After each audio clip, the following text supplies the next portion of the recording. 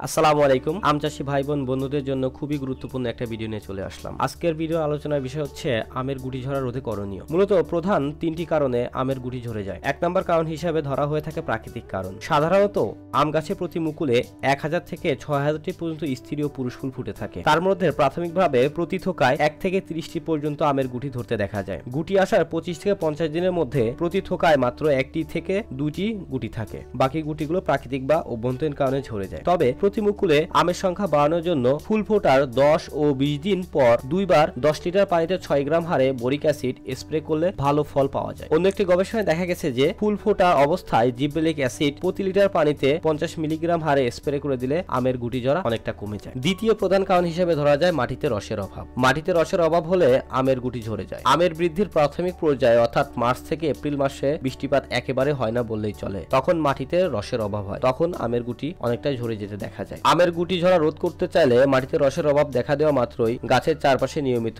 সেচ দিতে হবে। আমের গুটি মটর দানার মতো হলেই প্রথমে একবার গাছের গোড়ায় পানি সেচ দিতে হবে। প্রথম সেচ দেওয়ার পর বৃষ্টিপাত না হওয়া পর্যন্ত 15 দিন পর পর সেচ দিতে হবে। পানি সেচের পাশাপাশি প্রতি লিটার পানিতে 20 গ্রাম ইউরিয়া সার হালকা সূর্যের আলোতে আমের গুটিতে স্প্রে করে দিলে আমের গুটি ঝরা অনেকটা কমে যায়। অথবা প্রতি 4.5 লিটার পানিতে 2 মিলি হারে প্লানোফিক্স হরমোন স্প্রে করে দিলে আমের গুটি ঝরা অনেকটা কমে যায়। তৃতীয় প্রধান কারণ হিসেবে ধরা হয় পোকামাকড়ের আক্রমণ। গুটি আসার পর প্রাথমিক পর্যায়ে আমের গুটিতে হবার পোকা আক্রমণ হতে পারে। এই পোকার পূর্ণবয়স্ক মদ বা কীরা গুটির রস শোষণ করে খায়, ফলে আমের গুটি শুকিয়ে ঝরে যায়। রোগ পোকামাকড়ের হাত থেকে আমের গুটি রক্ষা করার জন্য গুটি মটর দানার মতো হওয়ার সাথে সাথে কীটনাশক ও ছত্রাকনাশক একসাথে মিশিয়ে স্প্রে করতে হবে। কীটনাশকের মধ্যে সাইপারমেথ্রিন 10 ইসি বা ল্যাম্বডাথায়োলোথিন 2.5 ইসি বা ফেনভেলারেট 20 ইসি যে কোনো গ্রুপের একটি কীটনাশক প্রতি লিটার পানিতে 1 মিলি করে এবং ছত্রাকনাশকের মধ্যে ম্যানকোজেব 80 WDG প্রতি লিটার পানিতে 2 গ্রাম হারে একসাথে মিশিয়ে গুটি ভিজে স্প্রে করে দিতে হবে। আমের গুটি মার্বেল আকৃতির হলে ফল ছিদ্রকারী পোকার আক্রমণ হতে পারে। এর জন্য ফেরোমন ফাঁদ বা হলুদ ফাঁদ ব্যবহার করে মাছি পোকার নিধনের মাধ্যমে